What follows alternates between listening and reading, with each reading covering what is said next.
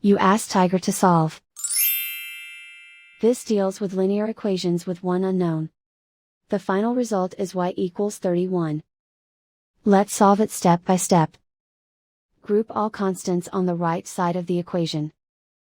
Add 13 to both sides. Simplify the arithmetic.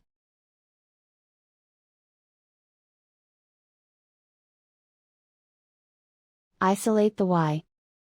Divide both sides by 2. Simplify the fraction.